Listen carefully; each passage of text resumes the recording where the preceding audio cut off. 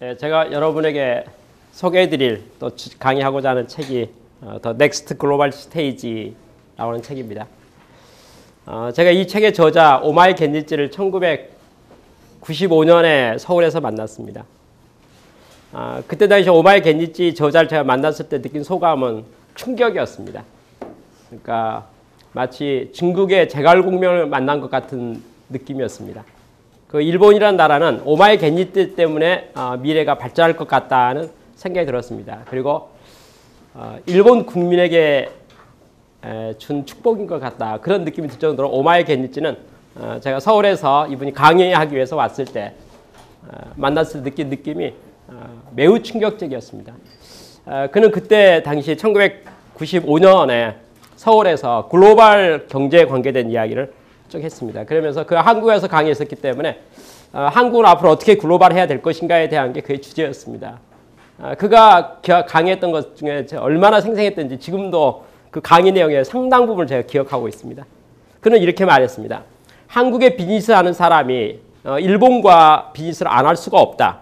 중국과도 안 할 수가 없다. 그럼 일본을 어떻게 점령할 것인가? 한국의 비즈니스맨이. 오마이 겐지찌가 설명하기 이렇게 말했습니다.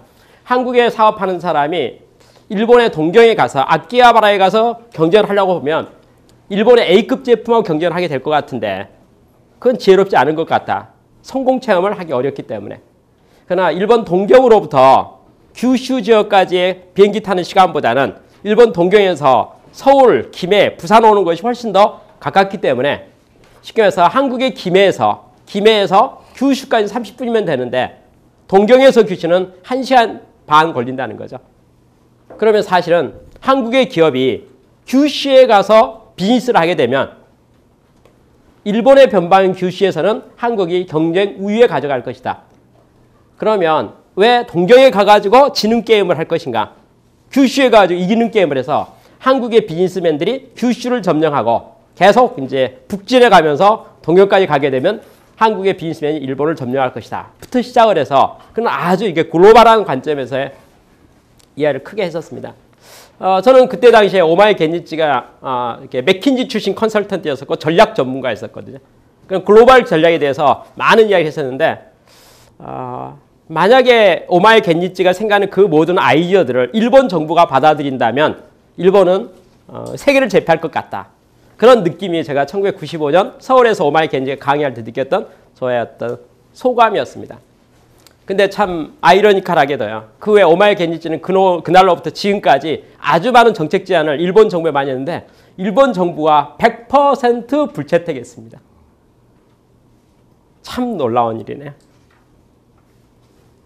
정말 제가 옆에서 보는 저로서는 오마이 겐지찌는 일본 사람 중에서 일본에서 태어난 정말 대단한 전략가인 것 같은데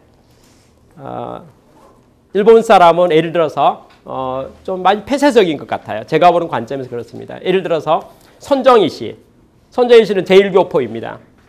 그는 이제 일본에서 태어나서 미국 가서 공부를 해가지고 다시 일본에 와서 그는 일본에서 태어났기 때문에 일본에서 비즈니스를 하게 되었죠.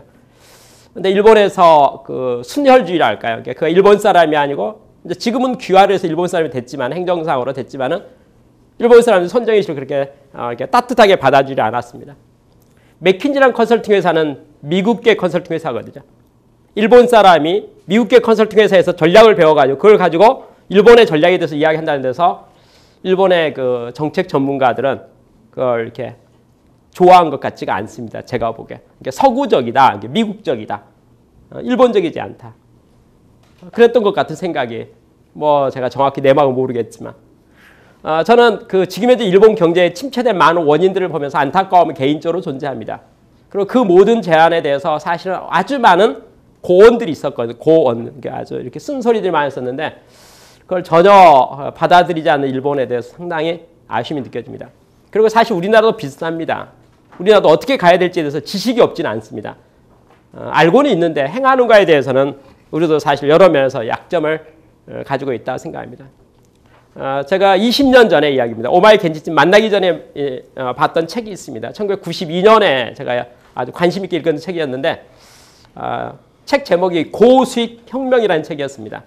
고수익 혁명. 그러니까 고수익의 높을 고자입니다. 이익을 높게 내려면 어떻게 해야 되겠는가에 대한 책이었는데 그 책의 저자가 누구냐면 ADL, 아더디 리틀이라고 하는 독일계 컨설팅 회사의 일본 컨설턴트였습니다. 그러니까 일본 땅에서 일하고 있는 ADL이라고 하는 이제 유럽계죠. 유럽계 소속 컨설턴트 한 200명이 일본의 제조업을 기업을 가서 컨설팅을 해보니까 속상한 일이 너무 많은 거야. 그래서 거기에 대해서 반발감이 생겨가지고 고수익 혁명이라고 해서 책을 5권을 냈어요.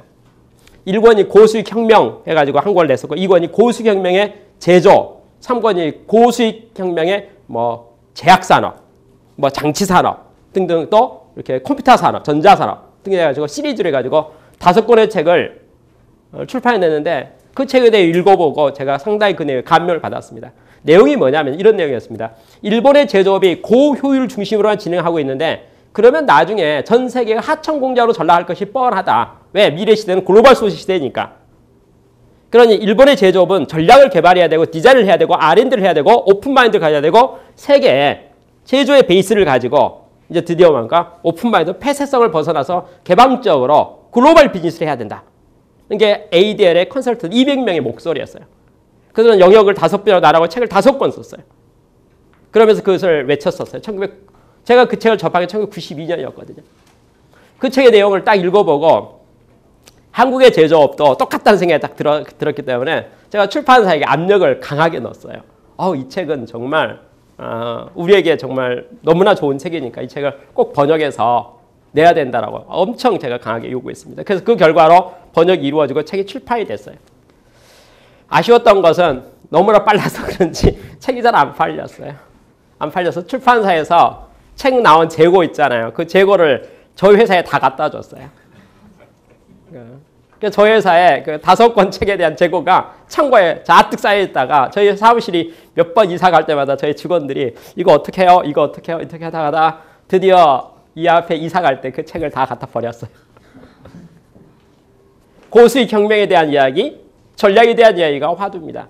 많은 전략가들은 미래 시대를 글로벌로 보고 있고 글로벌 경제로 보고 있는데 거기에 대해서 폐쇄적인 나라들이 매우 여러 나라 있죠. 가장 폐쇄적인 대표적인 나라가 일본입니다.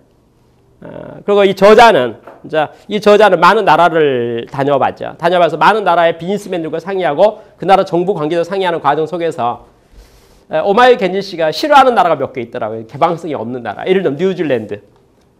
저는 뉴질랜드 가보질 않아서 정확히 모르겠어요. 근데 오마이 겐지는 뉴질랜드는 그냥 폐쇄적이다. 일본에 대해서 폐쇄적이다. 그렇죠? 대신 상대로 개방적이다. 이렇게 평가하는 나라들이 있네요. 예를 들어서 중국. 오마이 겐지는 중국에 대해서 매우 상당히 호의적인 반응을 보이고 있습니다. 그리고 또 인도에 대해서도 매우 호의적이고 그다음 대표적인 나라 아일랜드랄지 핀란드에 대해서 매우 호의적이고 유럽의 나라들에 대해서 상당히 호의적입니다. 또 미국에 대해서도 호의적이고. 이 책은 미래 글로벌 시대는 어떻게 될 것인가에 대해서 가장 키워드가 글로벌 경제입니다. 그러니까 이제는 비즈니스에서는 국경이 없다는 개념입니다. 비즈니스에서는 국경이 없고 글로벌 경제를 우리가 어떻게 맞이할 것인가, 그 글로벌 경제의 특징이 무엇인가, 그리고 글로벌 경제 우리가 어떻게 비즈니스를 해야 될 것인가에 대한 것이 이 책에서 다루고 있는 가장 핵심적인 내용입니다. 왜 글로벌 경제는 필요한 것입니까에 대해서 오마이 겐지는 딱 한마디로 말했습니다. 기업은 영속하고 성장하고 번영하고 생존해야 될 것 같은데 글로벌 경제 시대에 글로벌 경제를 이해하지 못하고 참여하지 못한 기업은 글로벌 경제 시대에 도태되고 사라질 것이다. 이거죠. 그럼 그것은 글로벌 경제에 대응해야 되는 것은 기업으로 봐서는 존재하기를 원한다면 글로벌 경제에 편승하거나 또 거기에서 합류하지 않고서는 안 된다는 게 전제 조건입니다. 다시 말해서 글로벌 경제라고 하는 것, 글로벌 비즈니스에 대한 문제는 기업에 있어서는 선택의 문제가 아니고 생존의 문제고 필수 문제라고 하는 것이 가정입니다. 그렇다면 생존하기 위해서 성장하기 위해서는 번영하기 위해서는 글로벌 경제를 가야 되는데 글로벌 경제는 과연 어떤 것입니까?에 대한 이야기죠. 이 책의 저자 오마이 겐지치는 책에 아무리 여러 번을 뒤져보더라도 정확히 설명이 되어 있지는 않는데 여하튼 1985년을 역사의 분기점으로 보고 있습니다. 구태여 몇 가지 사족을 붙여서 설명한다면 미국의 텍사스 오스틴 지역에서 델 컴퓨터라는 회사가 창립된 게 1984년이라고 하네요. 델 컴퓨터, 델이라는 사람이 퍼스널 컴퓨터를 조립하는 산업시에서 델 컴퓨터 산업에 가지고 컴퓨터 퍼스널 컴퓨터 시장을 꽉 잡게 됐는데 하여튼 그 회사가 84년에 창립됐다는 거.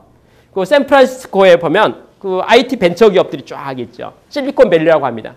그 지역에 시스코스 시스템즈, 시스코라는 회사가 창립된 게 1984년입니다. 그리고 1985년에 마이크로소프트사에서 1975년에 창업된 마이크로소프트사가 1985년도에 만 10년 된 기념으로 윈도우 1.0 버전을 출시했다고 하네요. 책에서는 뭐 그 정도 이야기를 해요. 1985년이 이제 역사의 분기점이고 역사의 전환점이다. 글로벌 경제의 시작 시점은 1985년이다. 라고 이 책의 저자 오마이 겐니치는 이제 정의를 했습니다. 제가 여러 가지 책을 자세히 들여다보면서 그래도 왜 하필 1985년인가? 제가 보기에 시점에 있어서요. 1975년도 되고 84년도 되고 85년, 90년 뭐 여러 가지 상황을 볼 수가 있죠. 이 책을 쓰게 된 저술연도 있잖아요. 저술연도를 계산해 보니까 여튼 자기가 충분히 경험했던 또 자기가 사회활동을 하면서 전략에 대해서 풀었던 자기가 오마이 겐지치가 생각할 때 1985년 자기 인생에 있어서 매우 중요한 여러 면에서의 시점이었다는 생각을 많이 하게 됩니다. 오마이 겐지치는요. 빌 게이츠를 좋아했던 것 같아요. 그래서 그는 빌 게이츠 이전과 이후, 윈도우 이전과 이후로 글로벌 경제의 탄생에 대한 것을 원점과 원년을 선언을 했습니다. 그러면 1985년 이후에 글로벌 경제는 어떤 성격을 가지고 있을까요? 그리고 무엇을 베이스로 하고 있고 어떤 일들이 실제로 일어나고 있을까요? 가장 대표적인 것이 아까 뭐라 했으니까 마이크로소프트사의 윈도우 1.0 버전. 윈도우가 가지고 있는 특징이 컴퓨터를 말하고 정보화를 말하죠. 드디어 네트워크를 말하고 그리고 아까 상징적으로 말했던 델 컴퓨터, 퍼스널 컴퓨터를 말하고 조직과 큰 대기업 개념의 개인에 대한 것을 말하면서 시스코 시스템스가 말하는 것은 네트워크를 말하거든요. 개인과 개인이 가지고 있는 퍼스널 컴퓨터끼리에 있어서 커뮤니케이션이 과거엔 되지 않았었는데 시스코를 통해서 뭐가 이루어졌으면 네트워킹이 이루어지기 시작합니다. 그래서 우리가 요새 말하는 인터넷망이 이루어졌습니다. WWW 그렇죠? 그렇죠. 인터넷망이 이루어졌던 거 그런 것들이 이제 활성화되던 시점이 바로 뭐 시스코에 대한 이야기들이고 바로 이제 그게 바로 글로벌 경제의 시작이다 이렇게 말합니다. 이 책의 서문 쪽이라 앞쪽의 시작 부분에 보면 하나 사례를 이렇게 드러났습니다. 2003년 중국 인민대회당에서 아일랜드에 무용극이 있었는데 리버 댄스 공연이 있었다라고 이제 상황 설명 하나 케이스로 이야기했습니다. 2003년도에. 그러니까 글로벌 경제는 과연 어떤 개념입니까? 라고 말하면서 아일랜드 민속극이 있었다는 거예요. 아일랜드 민속극이 중국의 인민대회당에서 공연이 됐는데 처음에는 걱정을 했대요. 아일랜드라는 나라는 뭐 작은 나라이고 그것을 민속극이라고 하는 것이 그렇게 유명할 리가 없잖아요. 그래서 중국 사람들에게 있어서 이렇게 그 호감이 있을 것인가? 좀 반신반의한 거죠. 더더구나 중국의 북경에 있는 인민대회당은 어마어마하게 큰 공연장이었기 때문에 차를 채울 수 있는가 걱정이었어요. 근데 결과적으로는 한 번이 아니고 6번이나 했었고요.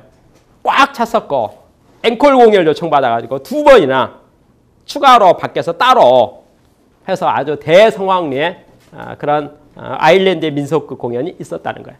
그런데 저자는 이렇게 말합니다. 그 연극을 그것을 무대에 올리도록 연출한 사람이 미국 사람입니다. 그리고 핵심되는 무용수가 미국 사람입니다. 어찌 보면은 미국의 극작가가 아이디어를 하고 연출을 해가지고 그 극을 만들었다는 연극, 민속극을 만들었다는 거죠. 그러니까 그것은 미국의 자본이었다는 거예요. 미국 회사가 만든 기획 상품이라는 거예요. 그러니까 전 세계를 돌아다니면서 공연해 보는 거예요, 이렇게. 근데 그게 공연이 중국까지 왔다는 거죠. 근데 전 세계를 공연하다 보니까 무용수를 선발하는 과정 속에서 A 국가에 가면 그 나라의 무용수도 써야 되지 않겠습니까? 또 뭐 이게 무용 잘할 수 있는 사람 많이 있으니까 찾고 찾다 보니까 드디어 중국까지 왔을 때는 아주 많은 국가의 무용수의 혼합 극단이 되고 말았다는 거죠. 단일 국가가 아니고. 그래서 쉽게 말해서 아이디어의 소재는 아일랜드의 민속이고 자본을 댄 사람은 미국 사람이고 무용수들은 전 세계 각국의 배우들이 춤을 추었다는 거야. 그 소재를 가지고.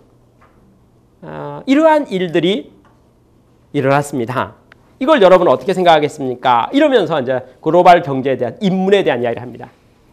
앞으로 비즈니스는 지구촌 시대입니다. 이런 의미입니다. 그러니까 다 이제 기획하는 것도 글로벌하게 기획할 뿐만 아니라 이제 전 세계를 상대로 해서 비즈니스의 모든 것을 전개해가는 것이 글로벌 시대이고 그것을 앞당기고 있는 많은 사건들이 있는데 그 중에 한 가지 대표적인 것이 인터넷 시대이고 정보화 시대이고 그리고 과거와 달라진 어떤 새로운 그 글로벌 경제 시대에 드디어 입문하고 말았습니다. 그래서 윈도우라는 거 그리고 WWW 인터넷망이라는 거 그리고 시스코의 어떤 네트워킹 망 이런 것들이 바로 글로벌 경제라고 하는 어떤 키워드나 그것을 열게 됐었고 우리는 그 속에 지금 현재 살고 있기 때문에 거기에 대해서 우리가 잘 봐야 될 것 같습니다.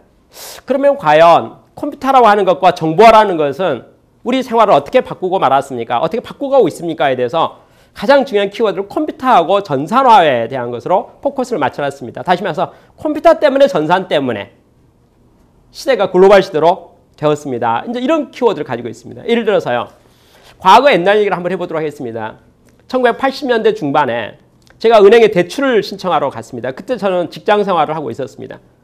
은행에 제가 가까운 회사 안에 은행이 없었기 때문에 회사에 가까운 은행에 찾아가서 이제 대출 신청을 했습니다. 대출 신청이라고 해서 대출 상담을 하게 된 겁니다. 가서 이제 만나서 제가 자금이 필요하니까 이제 이게 쓰게 됐죠. 그래서 이제 뭐 질문에 답변도 하고 뭐 이렇게 서류에다가 빈카드 쓰고 뭐 이렇게 기록들 쓰고 그렇게 해서 대출 상담을 했습니다. 그 상담했더니 그 은행 담당 직원이 저에게 이렇게 말했습니다. 예, 뭐 다른 하자 없을 것 같습니다. 뭐 본인이 원하는 금액이 그렇게 크지 않고 본인의 그 신용 한도나 모든 것에서 적절하기 때문에 특별한 문제가 없는 한 대출이 시행될 것 같습니다. 이제 제가 위에 결제를 올리겠습니다. 보고하겠습니다. 그리고 그 진행을 하게 된다면 아마 이번 주 내로 다 일이 처리될 것 같습니다. 다음 주 월요일 날, 그날은 월요일이었습니다. 다음 주 월요일 날 한 번 더 나오시면 좋겠습니다. 그래서 대출 계약을 해야 되니까. 그러니까 이번 주 중에 그 대출 진행에 대한 신청과 결제에 대한 모든 걸 다 행정적으로 마치겠다는 거예요. 제가 신청서를 냈으니까 그 처리를 이번 주에 다 하겠다는 거예요. 그러니까 이번 주에 다 끝나면 다음 주 월요일 날 은행에 다시 한번 나오셔가지고 이제 그 사인을 하게 되고 대출 계약서를 쓰는 거죠. 약관에 사인하게 되면 이제 대출이 실질 것 같습니다. 그렇게 말했습니다. 일주일 지나서 저는 그 일이 이루어졌던 것을 1980년대 중반에 기억하고 있어요. 근데 지금 현재 시티은행은 어떻게 하고 있을까요? 지금뿐만 아니라 과거도 마찬가지입니다. 대출 상담하러 가면 창구에 딱 가면 담당자 직원이 몇 가지 질문합니다. 요새는 금융전산망이 되어 있기 때문에 주민등록번호만 넣으면 그에 대한 신용에 대한 것이 다 나오죠. 그럼 몇 가지 질문 끝에 그냥 가이드라인 뭐 해서 이렇게 뭐 해서 그 인터키를 탁 누르면 컴퓨터상에서 뭐가 뜨냐면요. 시티은행의 내부 데이터망의 어떤 전산 데이터의 처리 의거해서 이 사람은 신용 한도가 얼마까지 가능하다는 게 컴퓨터상에 딱 뜨는 거예요. 자, 예를 들어서 그 컴퓨터에 뜬 것이 7천만 원까지 가능하다 이렇게 떴다고 가정합시다. 근데 제가 대출 희망하는 금액이 5천만 원인 거예요. 그러면 시스템에서 저에게 대해서 말해주기는 7천만 원까지 가능하다는 제가 5천만 원 신청했으니까 담당 입장에서는 뭐 문제가 없는 거죠. 근데 바로 그것이 아까 몇 가지 주민등록번호 입력했고 몇 가지 질의응답해서 입력하는 순간 이렇게 탁탁탁 하면서 딱 해서 키를 탁 누르는 순간 화면에 탁 숫자 떴잖아요. 그래서 그 담당 여직원이 내용을 다 알았으니까 자기가 보니까 7천만 원까지도 대출이 가능한데 내부 규정에 의거하면 5천만 원 요청해서 문제가 없잖아요. 그래서 그 여직원이 밝은 미소를 띠면서 이렇게 말합니다. 예, 뭐 문제 없을 것 같습니다. 라고 하면서 뭐라고 말하면 언제 파금 필요하세요? 그죠? 아마 대출 필요해서 간 사람이니까 뭐 빠를수록 좋겠습니다. 빠를수록 좋겠습니다. 아, 그래요. 그럼 내일 아침에 입금해드리면 어떨까요? 아, 괜찮습니다. 그럼 내일 아침에 입금되는 것으로 조치를 하겠습니다. 라고 하면서 일어서려면 딱 한 가지만 코멘트를 해줍니다. 내부 시스템에 의해서 제가 신청을 하고 다 하긴 하겠습니다만 혹시 문의사항이 있거나 뭐 이렇게 사항이 있으면 전화가 갈 수가 있습니다. 전화가 갈 수가 있습니다. 그러나 오늘 내일 사이에 전화가 가지 않는다면 아무런 이상이 없는 거로 생각하시고 통장에 확인하시면 될 것 같습니다. 그러니까 혹시 입금에 관계돼서 뭔가 저희 내부적으로 문의사항이 있으면 추가 전화가 갈 수는 있습니다. 그러나 전화가 오지 않는다면 그것은 더 이상 뭐 다른 문제가 없다고 생각하시면 되겠고 내일 확인하면 될 것 같습니다. 그 다음 날 통장을 딱 접어보면 어떻게 될까요? 대출 금액이 그대로 입금되어 있는 거죠. 자, 이게 어떤 것이 바뀌었을까요? 하는 거죠. 아까 일주일 걸렸던 저희 시스템은 수동적인 시스템이었죠. 어떻게 하냐면 서류 전표가 만들어지고 그것이 뒤에 앉은 사람에게 결제가 올라가는 거죠. 결제를 읽어보는 거죠. 읽어보고 알아보고 따져보고 또 판단해보고 생각해보고 또 해서 이제 물건과 서류들이 사람을 통해서 짝짝짝 이루어지는 시스템. 이게 이제 과거 우리나라 은행의 대출 시스템이었다는 거죠. 그러면 시티은행의 대출 시스템은 무엇일까요? 컴퓨터에 미리 룰을 입력을 다 해놓은 거죠. 룰을. 그래서 뭔가 입력 자료가 입력되면 데이터와 데이터들이 쭉 이렇게 연결돼서 주어진 공식과 로직에 의거해서 공식이 딱 피하고 계산된 숫자가 딱 나오는 거죠. 그래서 담당자가 룰대로 된 거니까 내부 시스템에 문제가 없으니까 그대로 자기가 행정 처리하는 거고 그것에서 모니터링 기능을 이제 누군가 하는 거죠. 이게 적절한 것인가 문제가 있는 것인가에 대해서 조정하는 사람을 보고 문제가 없으면 패스가 되는 거고 문제가 있으면 이제 브레이크를 거는 거죠. 이건 좀 확인해 봐야겠다. 뭐 자기들의 기준에서 확인하는 거죠. 그러면 시티은행과 과거 국내 대출 업무에서 차이점은 무엇일까라고 할 때 컴퓨터망과 전산망과 데이터베이스의 어떤 그 구축에 의거해서 업무가 자동화되고 말았다. 그렇죠? 라고 볼 수가 있는 거잖아요. 컴퓨터가 전산화가 그리고 인터넷망이 뭘 하고 말았습니까?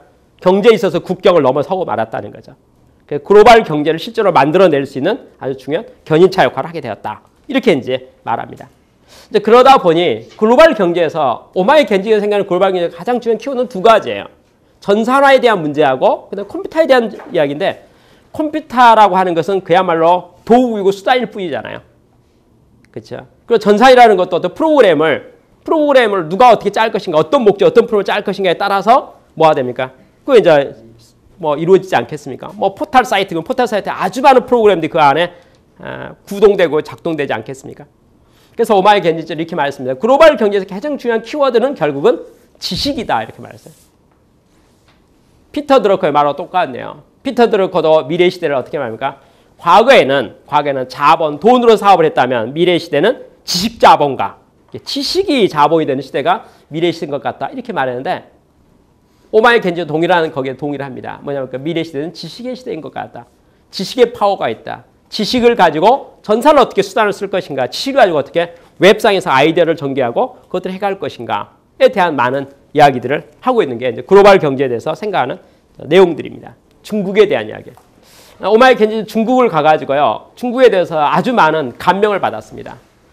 제가 보니까 좀 과장된 편이 나오는데요. 제가 보니까 일본 때문에 그런 것 같다 생각이 들어요. 일본 사람으로서 일본의 정부 정책자에 아무리 이야기해도 마이동풍, 전혀 말을 듣지 않는데 중국 가서 말하면 너무 말을 잘 듣을 뿐만 아니라 너무 부러운 거죠. 그러니까 오마이 겐지는 중국의 모든 정책들을 매우 부러워했어요. 첫 번째 부러워했던 것이 뭐냐면 등소평의 개방 정책이었습니다. 개방이죠. 흑묘백묘론 거죠. 수사는 상관없다. 목적을 달성해라. 라고 하면서 일국이체제를 말했어요. 다시 말해서 경제 문제는 그건 이들과 관계없다. 이게 경제는. 그렇죠? 부터 시작을 해서 경제에 대해서 아주 자율적인 권한을 줬습니다. 등소평이 실험했던 장소가 있는데 심천이었어요. 그때 당시에 홍콩은 영국의 지배를 받고 영국의 문화를 가지고 있었죠. 그런데 홍콩은 경제가 매우 발달돼 있었어요. 그런데 홍콩의 바로 길 앞에 다리 건너서 심천이 있는 거예요. 심천이 있는데 등소평이 이런 생각을 했습니다. 개방을 하게 된다면 과연 중국이 개방하게 되면 어떤 상황이 생길지 모르겠으니까 심천에서 경제 특구를 이렇게 만들었습니다. 특구를 만들어서 딱 이렇게 울타리 쳐놓고 뭐냐면 여기는 맘대로 해도 된다. 그죠? 그 맘대로 속에 말고 흑묘백묘론의 맘대로가 뭐냐면 여기는 자본주의 해도 되고 여기는 공산주의 안 따라도 되고 중앙정부 말 전혀 안 들어도 문제 없다. 그 말이었어요. 대한민국의 어느 지방 도시가요. 대한민국 중앙정부의 말을 안 들을 수 있을까요? 안 되죠. 일본은 더 마찬가지가. 일본도 지방자치가 잘 됐다고 하지만 지방정부의 어떤 목소리가 중앙정부의 의견을 반대할 수 없죠. 근데 등소평이 아주 대단한 결단을 했는데 그 결단이 뭐냐면 심천 경제특구에서는 특구니까 여기는 중국이긴 하지만 홍콩일 수도 있고 중국이기도 하지만 미국일 수도 있다는 거야. 여기에 대해서 이루어지는 모든 비즈니스에서 시비 걸지 말라는 거예요. 중앙정부 특구니까 그대로 특별 자치구로 놔두라는 거죠. 이게 등소평이 했던 특구에 대한 정책이었습니다. 그 정책이 이렇게 하고 지켜보니까 자유도가 막 올라가니까 모든 이제 홍콩 사람들이 이제 다리 건너와서 심천에서 비즈니스 하기 시작하는데 조심해서 했죠. 조심해서. 야, 그래도 중국은 공산주의 국가이고 그래도 중국은 이런데 이게 내 재산 뺏기지 않을까. 아무튼 여러 가지 많은 우려가 있지 않았겠습니까? 그래서 스텝 바이 스텝으로 천천히 하나씩 했는데 아무리 봐도 등소평이 꽉 잡고 있는 그 뭐 개방에 대한 경제 특구에 대해서 다 모든 거 보장해 주는 거예요. 마치 뭐가 똑같냐면 홍콩 땅이 심천까지 넓어진 것 같은 현상이 되고 말았다는 거죠. 전혀 차별이 없이. 그렇죠? 결과적으로 심천은 그 특구 자체는 매우 발전했어요. 그때 등소평이 어떤 조치를 했냐? 중국의 여러 지역에 특구를 만들기 시작한 겁니다. 예를 들면 대련 뭐 북쪽 위에 그 대련의 항구 도시에다가 대련에도 뭐합니까? 여기도 특구, 또 상해 쪽에도 여기도 특구, 그렇죠? 곳곳에 특구를 만들기 시작했어요.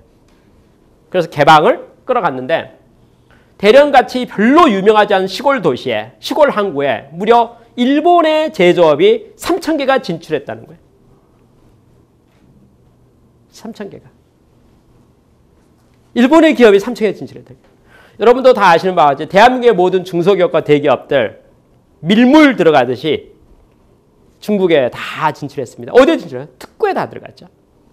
특구에 들어간 이유가 뭐예요? 특구 가서 보니까 모든 혜택이 모든 면에서 자기 나라보다, 한국보다 일본보다 중국의 특구가 빈스하는 데 있어서 매우 좋다는 거죠. 가장 대표적인 단어를 말해볼까요? 그때 당시에는 경제특구 초기 단계는 인건비가 매우 쌌지요. 그때는 이미 한국의 인건비, 이미 일본의 인건비는 꽤 높은 편이었는데 그때 당시에는 중국의 인건비는 매우 낮았거든요. 그렇죠? 그러니까 매우 낮은 인건비를 가지고 다른 모든 거래와 비즈니스에 있어서 장애 요소가 전혀 없으니까.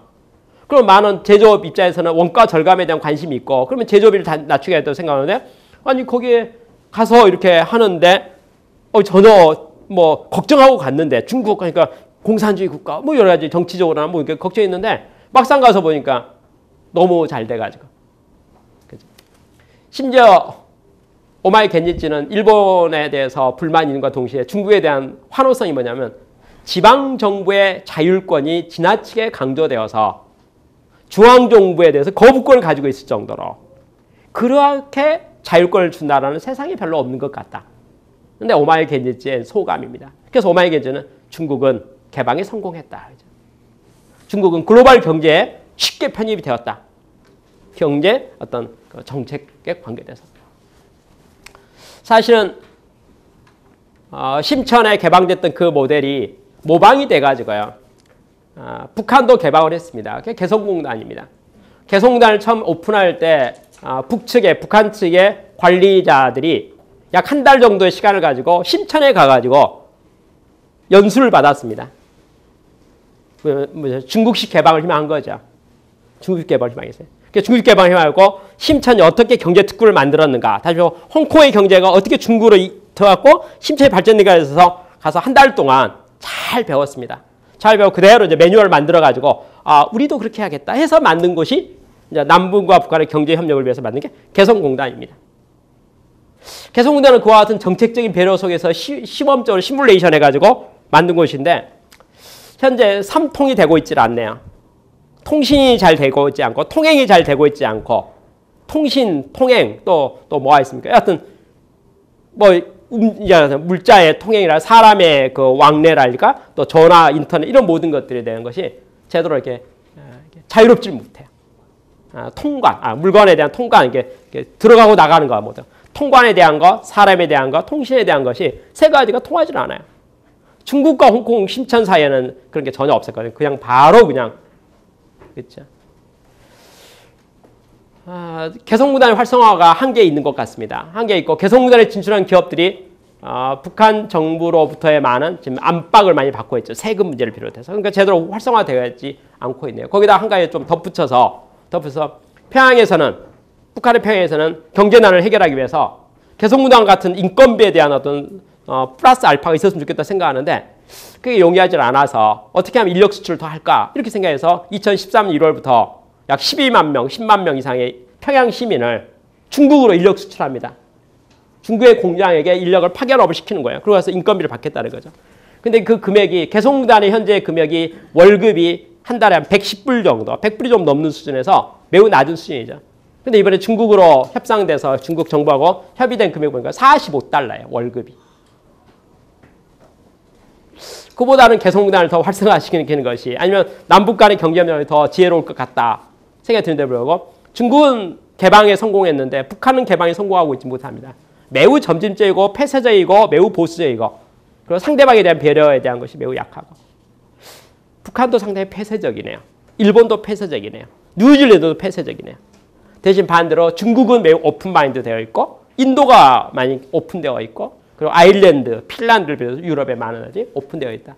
그래서 세계 경제는 두 진영이 있다는 거죠. 하나는 쇄국주의 정책을 가지고 있는, 그러니까 글로벌 경제 편입을 원치 않는 국가가 있고 편입을 원하는 국가가 있다는 거죠.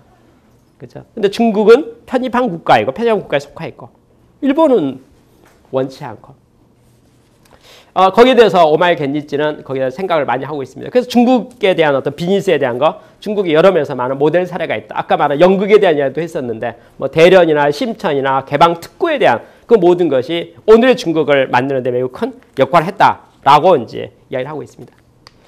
오마이 겐지찌는 유럽에 대해서 관심이 있는데 유럽에서 이 책이 저술될 당시에는 아일랜드하고 핀란드가 아주 성공 사례였어요. 지금은 좀 따질 것들이 좀 있는데 지금은 약간 변수가 있는 것 같은데 그때 당시만 해도 여하튼 그죠. 아일랜드는 아일랜드 언어가 있었고요. 핀란드도 핀란드어가 있음에도 불구하고 그 두 개의 나라는 공용어를 영어로 썼다는 거예요. 영어를. 공용어를 영어로 썼다는 것은 거꾸로 말해서 전 세계 영어를 구사할 수 있는 사람이 그 나라에 와서 또 비즈니스하는 데 있어서 아무런 문제 없도록 그리고 공용어가 뭐냐면 뭐 회사에서나 학교에서나 그리고 정부 관료가 쓰는 공식적인 그 상용어를 영어로 썼다는 거죠. 그러면 뭐가 되겠어요? 국제 비즈니스 하는 데 있어서 핀란드 사람이 아일랜드 사람들이 비즈니스 하는 데 전혀 문제가 없다는 거죠. 오마이 겐지 이렇게 말했습니다. 영어라고 하는 것을 어떻게 볼 것인가에 대해 쓰면서 그는 이렇게 말했습니다. 전 세계의 선진국의 거의 대부분이 그리고 인구적인 측면에 봐서 약 70%가 영어를 사용하고 있습니다. 그럼 글로벌 비즈니스에 있어서의 글로벌 경제에 있어서의 언어의 국가 언어는 게 글로벌 경제에 있어서의 국가 언어는 무엇이 돼야 될까요? 에 대해서 오마이 겐지는 영어 이렇게 말했어요. 그러니까 전 세계 뭐 인포메이션이나 정보나 모든 것이 다 영어로 이미 다수가 쓰고 있으니까 거기에 편승해서 영어를 써야 된다라고 말합니다. 그러면 영어를 쓰게 되면 영어를 쓰지 않는 민족은 손해보는 거 아닌가? 쉽게 말해서 우리 한국은 한국어를 쓰고 있는데 우리가 갑자기 글로벌 경제에 편입되면서 우리의 모든 비즈니스의 공용어를 영어로 써야 된다라고 하는 순간 우리는 영어 공부를 다 전국민 영어 운동을 해야 되고 영어를 공부해야 되잖아요. 그럼 이건 플러스 알파가 되니까 우리가 손해 아니고 마이너스가 아닌가에 대한 생각을 할 수 있죠. 근데 오마이 겐지는 글로벌 경제는 그렇게 말하지 않습니다. 영어를 쓰는 사람들은요. 영어를 쓰는 사람은 자기 나라 말을 그대로 쓰고 영어권이기 때문에 새로운 언어를 공부할 이유가 하나도 없겠지만 한국 사람을 비롯해서 자기 나라 언어를 가지고 있는 사람이 영어를 공부하게 되면 두 개 언어를 하게 되는 거잖아요. 그럼 뭐가 가능했습니까? 영어는 영어대로 소통이 되면서 자기 특수성에 대한 것과 어떤 문화적인 측면과 차별성에 대한 것들을 가져갈 수 있다는 거죠. 영어만 쓰는 나라는 차별성을 가져갈 특별한 요소가 없겠지만 두 개의 언어를 쓰는 나라는 아무래도 나름대로의 그 문화적 차별성과 많은 것들을 가져갈 수 있으니까 그게 글로벌 경제에서는 어떤 차별화 요소가 되니까 더 좋을 수가 있다. 는 영어를 통한 글로벌 비즈니스에 대해서 매우 강조했는데 아일랜드와 핀란드는 영어를 국가 공용어로 선언함과 동시에 글로벌 경제에 편입돼서 매우 효과적으로 대응했었다라고 말합니다. 근데 거기 하나 덧붙여서 중요한 말을 썼습니다. 아까 글로벌 경제 시작이 무엇이었습니까? 무엇 때문에 글로벌 경제가 촉진되었습니까? 라고 말할 때 컴퓨터하고 전산이고 정보통신이라고 했거든요. 그것을 오마이 겐지찌는 그걸 뭐라고 말하냐면 기술혁신이라고 표현했습니다. 과거에는 인터넷 기술이 없었다는 거죠. 정보화 시대가 아니었다는 거죠. 근데 기술이 혁신되고 기술이 있으면서 그 기술을 들여보니까 세계를 바꿔버리고 시대를 바꾸고 비즈니스의 패턴을 바꿔버리고 아까 말한 거리 개념을 없애버리고 공간 개념을 없애버리고 인터넷망이 시간에 대해서 공간에서 그걸 다 이렇게 극복할 수 있도록 그러니까 그동안에 우리가 글로벌 이러면은 느꼈던 거죠. 시간에 대한 제약, 공간에 대한 제약 그리고 어디를 가려고 만나려고 하면 시간이 많이 걸린다. 비용도 많이 든다.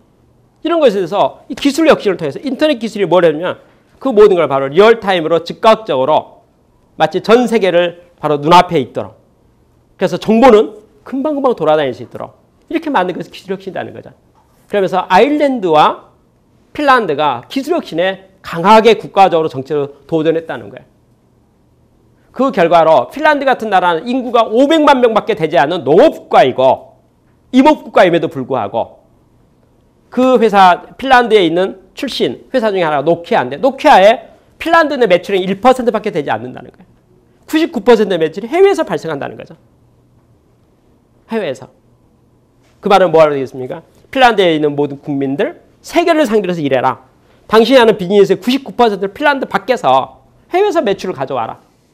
그리고 그걸 하기 위해서 노키아가 휴대폰이나 전자산업 이렇게 했을 때 원래 그 회사도 목재회사였는데 핀란드의 고전적인 전통적 회사였는데 계속으로 신기술, 신공법 계속하면서 신제품을 계속 만들어가면서 결국 세계 최고의 제품을 만들어서 무선 사업에 관계돼서 그렇게 이렇게 위상이 올라간 것이 아닌가.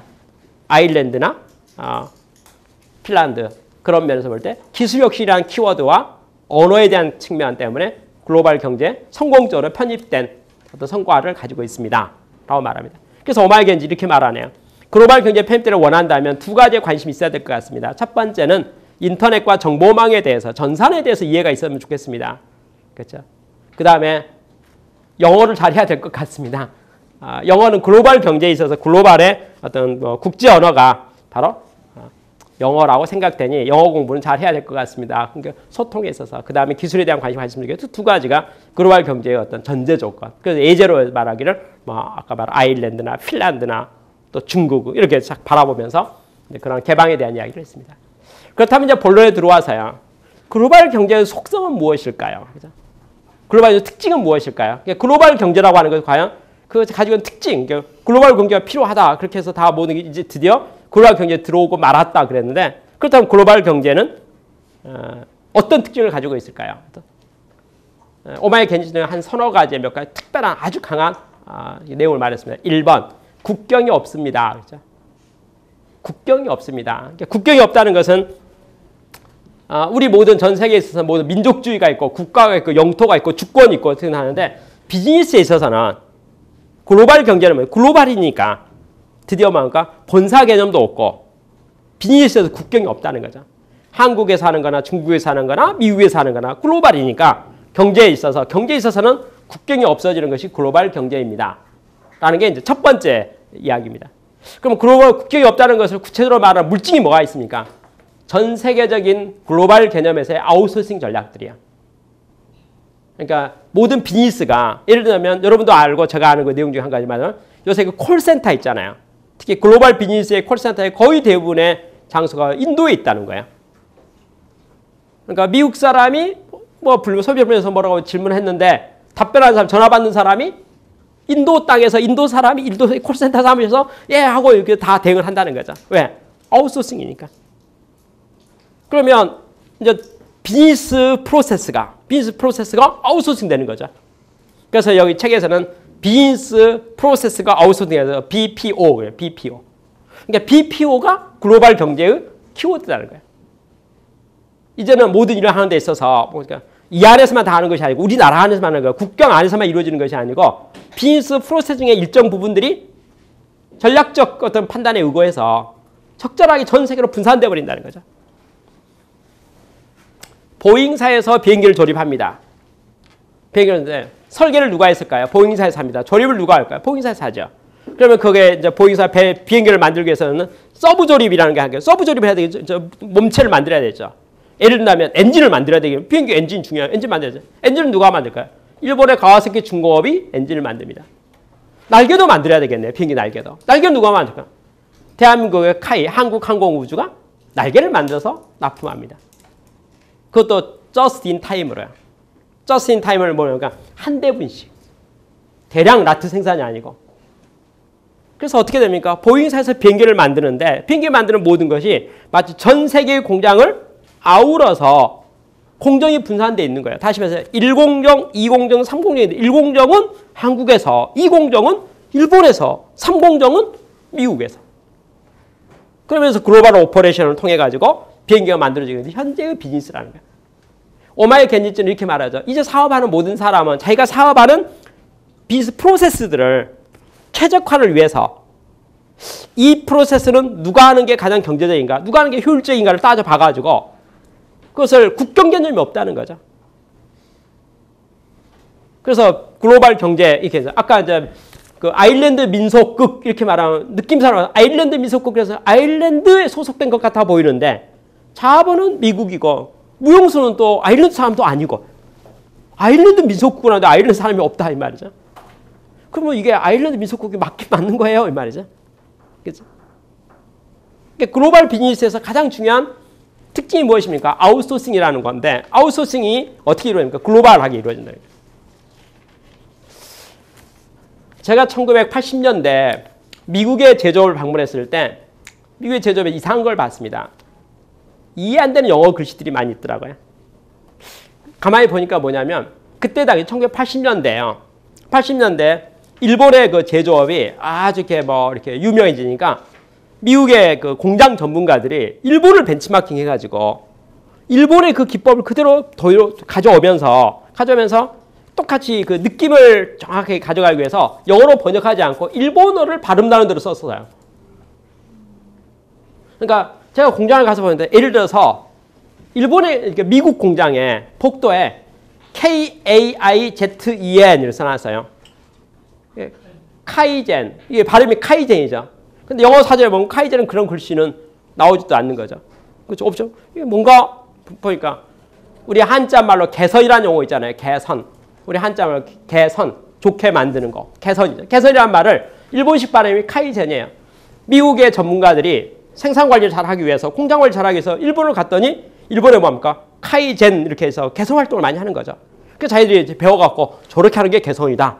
그 가져와가지고 제가 하는데 뉘앙스를 뭐 예를 들면 영어로도 그 개선에 대한 용어도 있지 않겠습니까? 뭐 임프루먼트랄지 뭐 이노베이션이랄지. 근데 뉘앙스가 같지 않는 거죠, 느낌이. 그래서 어때요? 고유명사 그대로 일본 단어를 갖다가 공장에서 다 붙여놨으니까 그렇죠? 일본어를 쓰고 있는 일본어를 발음만 미국식으로 한자를 바꿔가지고 그렇죠? 영어로 그렇게 써놨으니까 참 어렵네요. 예를 들어서요. 그러니까 80년대, 90년대 초반에 미국의 공장이 있었던 혁신활동 열풍 중에 하나였어요. 그러나 지금 2012년도 지금은 미국의 어느 공장 가더라도 그런 경우 많잖아요. 저는 오늘까지 개인적으로 뭐 이렇게 그 인연이 있어서 존슨 컨트롤이라는 회사를 여러 번 방문했습니다. 80년대, 90년대, 2000년대. 처음에 그 회사 갔을 때는 그야말로 아까 말한 그 모습 그대로 했어요. 다시 말해 일본식 간판 글씨들이 써 있었다 이거죠. 그렇죠? 그러더니 그 다음에 갔더니 일본으로 부분적으로 아웃소싱 하면서 조립만 한다고 그렇게 말했어요. 근데 지금은 가니까 최근에 가니까 어떻게 됩니까? 존슨 컨트롤은 물류만 합니다. 디자인을 자기들이 하고 일본은 물건 정말 잘 만드는 한국과 일본에서 다 만들어서 납품받아서 입고만 하는 거예요. 납품만 하는 거예요. 물류만 해요. 생산하지 않습니다. 왜 생산하지 않습니까? 그랬더니 한국과 일본이 우리보다 손재주도 좋고 생산성도 좋고 효율적이고 품질도 좋고 더 마음에 들잖아요. 그래서 저희가 글로벌 아웃소싱합니다. 이렇게 말했어요. 그럼에도 불구하고 포드 자동차에서는 존슨 컨트롤에게 최우수 벤다상을 줬어요. 제조도 안 하는데 존슨 컨트롤 디자인만 했는데 설계만 했는데 그렇죠? 제조는 다 했는데요. 왜 그럴까요? 프로세스의 오너십이 존슨 컨트롤에 있으니까. 그 전체 프로세스를 컨트롤하고 하는 관리를 존슨 컨트롤 하니까. 다만 공정 프로세스를 봐가지고 이것은 누가 하는 게 좋겠다 해서 글로벌하게 분산시켜버린 거예요. 미국 경제에 있어서는 글로벌하게 분산한 글로벌 아웃소싱에 대한 것을 정상적으로 받아들이는 거예요. 다만 기획자가 당신이니까 당신 비즈니스다 그 말이죠. 그래서 존슨 컨트롤은 제가 보기에는 그렇죠. 이제 제조업도 아닌 것 같아요. 그러나 그 비즈니스에 대한 오너십을 가지고 있으니까 그리고 글로벌 오퍼레이션을 하고 있는 그 회사에 대해서 뭐랍니까? 글로벌 경제에 대해서 다 인정하고 있고 이루어지고 있는 거죠. 시대가 흘러가면서 그러한 일들이 계속 발생하고 있는 것이 글로벌 경제의 모습입니다. 그래서 글로벌 경제는 어떤 것입니까? 첫 번째 특징이 뭡니까? 이렇게 말하면 국경이 없다는 거. 바운다리가 없다는 거. 그럼 우리 한국도 우리의 대한민국을 중심으로 하고 콤파스를 이렇게 그려볼 필요가 있겠네요. 콤파스 동그라미 이렇게 그려볼 수 있겠죠. 동심을 그려볼 수 있겠잖아요. 이렇게 그려봐서. 그러면 걸리는 곳이 있겠네요. 이렇게 쫙 하죠. 그러면서 중국에 가까운 뭐 지역이랄지 동그라미 안에 금방 들어오겠네요. 좀 키우면 그렇죠? 일본의 어느 지역도 들어오겠네요. 그렇죠? 거리 개념을 봤을 때 공항이 있을 거니까 비행기 왔다 갔다 할 거니까 그렇죠? 라고 생각하면 어떨 수가 있겠습니까? 그 지역은 우리의 생산 기지 또는 물류 기지 또는 비즈니스 기지로서의 충분히 경제성을 가지고 있는 것이 된다는 거죠. 이런 뒤에 책의 후반부에 보면 지역주의라는 말을 써요. 지역주의. 지역주의라는 말의 개념은 뭐냐면 이제 글로벌 경제에서는 국경 개념이 없으니까 가까우면 이런 말 아까 다시 말해볼까요? 부산에서 규슈가 30분 거리고 동경에서 규슈가 1시간 반 거리라면 규슈는 부산권이다 그 말이죠. 동경권이 아니고 동그라미 동심을 그려보면 가깝잖아요. 그래서 이제 글로벌 경제는 이제 국가 개념 너무 신경 쓰지 마라. 조금 바꿔서 민족주의 너무 신경 쓰지 마라. 비즈니스에 있어서는 경제에 있어서는 국경도 없고 민족도 없다. 그래서 그럼 조금 바꿔봐도 세계주의가 되겠네요. 그게 이제 글로벌 경제의 첫 번째 특징입니다. 라고 이제 설명했어요. 두 번째는 아주 특별한 이야기가 있네요. 글로벌 경제는 무엇입니까? 움직임이 있는데 눈에 안 보인다는 거예요. 여러분, 움직임이 있는데 눈에 보이지 않는다는 거. 여러분, 인터넷상으로 메일 보내는 거 있잖아요. 우리가 우편물 보내면 이렇게 봉투도 보이고 물질이 눈에 보이잖아요. 정보가 가네요. 그러니까 내가 보냅니다. 보내는 게 눈에 보이고 받습니다. 우체부가 전달해 주잖아요. 이게 보이죠. 근데 인터넷상에서 이렇게 뭐죠? 메일 보내는 거 있잖아요. 보냈는지 안 보냈는지 물증이 없는 거예요. 그러니까 눈에 보이지 않는 거예요. 요새 우리나라 대기업의 거의 전부가 시스템으로 일합니다. 그렇죠?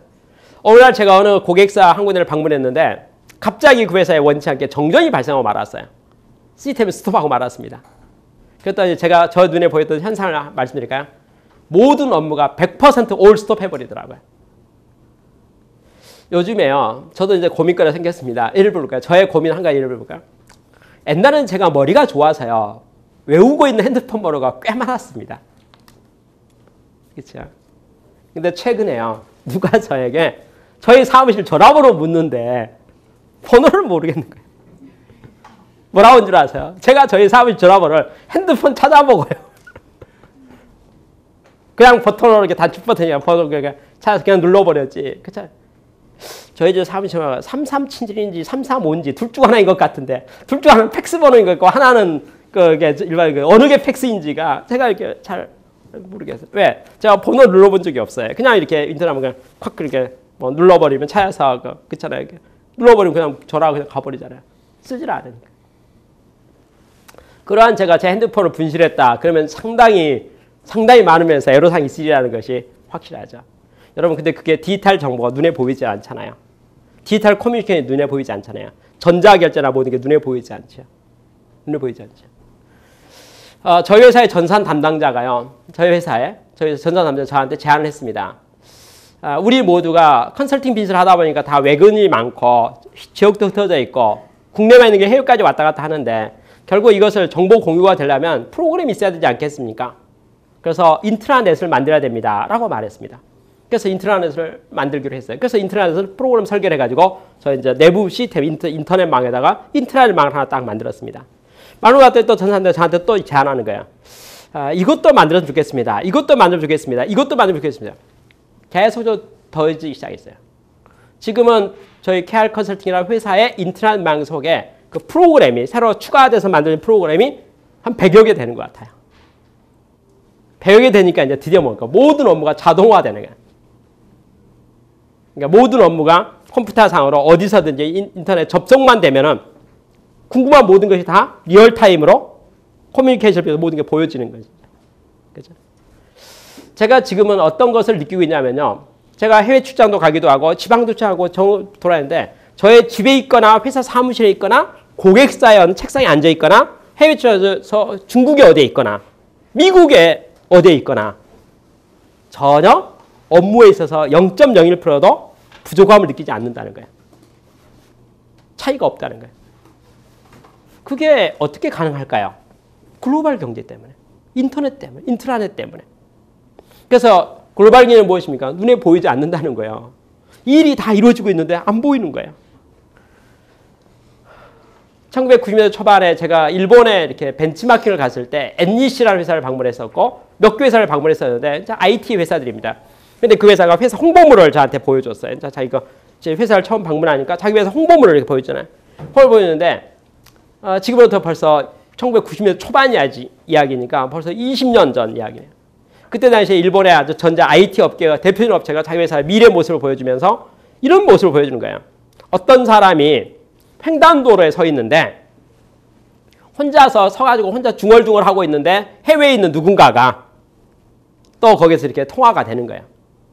그래서 이제 내용이 뭐냐면 그때 당시엔 데스크탑 시대였거든요.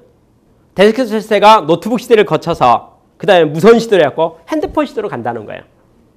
핸드폰 시대를 하는데 그 핸드폰 시대가 이제 또 뭐 이렇게 여러 가지 또 뭐 기능들이 만들어져 가지고 남이 보기에 가만히 서서 이렇게 뭐 자기들의 그 도로에 횡단도로에 가만히 서 있는데 서서 이렇게 말하는 거잖아요. 서서 말하는데 그 말이 자기 혼자서 쑥덕거리고 있는데 그 말이 저기 딴 나라에 어디서 들린다. 그걸 그때 저한테 보여주면서 그 소련 사람이 앞으로 인터넷은 이렇게 발달될 거고 앞으로 통신망 이렇게 될 거고 막 하면서 이렇게 될 거라고 설명했던 것을 제가 기억을 해요. 저는 그때 그 말 가만히 들으면서 참 공상과학을 써도 참 너무 많이 나갔다. 그렇게 생각했어요. 공상과학을 써도 너무 많이 나갔다. 어떻게 도로에 서 있는데 그럼 말하는데 그렇죠? 그렇죠. 여러분 그때 2012년 저는 저 도로에 그 횡단도로에 서 있으면 제 옆에서 다 그렇게 하고 있어요. 그렇죠? 지금 다 그러잖아요. 눈에 보이질 않아요. 글로벌 경제는 무엇입니까? 옛날에는 물물 교환.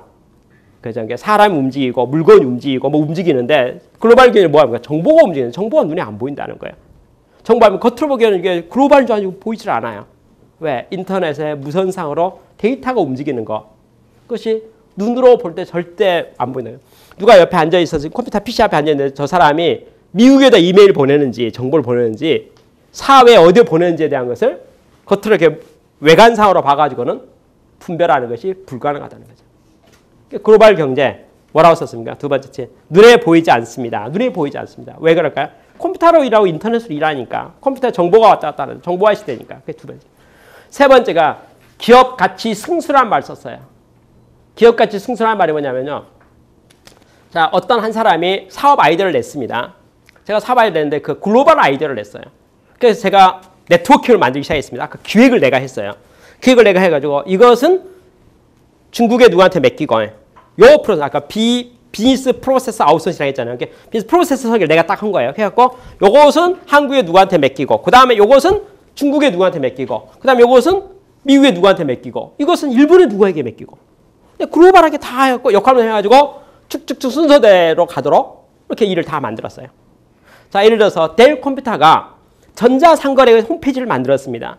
소비자가 딱 인터넷 들어서 클릭을 딱 하면 클릭하면 이제 드디어 주문들을 하게 돼 있어요. 그래서 옵션을 선택하는 거예요. 메모리 용량도 선택하고 선택을 쭉 해서 클릭 하고 나면 주문이 완료되잖아요. 완료가 딱 되면은 그리고 입금도 하라 하겠네요. 결제도 하라 하겠네요.